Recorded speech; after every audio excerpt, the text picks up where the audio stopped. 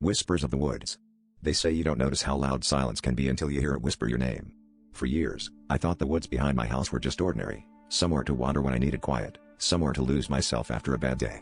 But last Thursday, as dusk crept in and the wind died, I realized the silence wasn't empty. It was waiting.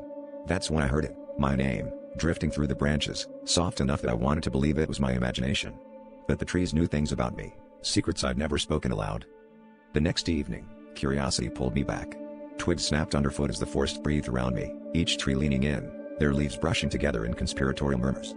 "Stay," they urged, their voices tangled like roots underground. "Stay, and you'll never be alone," I laughed nervously, telling myself I was tired, maybe a little bit lonely. But the trees promised warmth, safety, a place to belong. And as the sky darkened, I felt the pull, like roots curling around my ankles, gentle but insistent.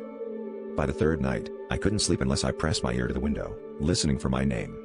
My friends stopped texting. My mom grew worried. But the forest sang lullabies just for me, telling me I was special, chosen, that if I left, I'd never hear their voices again.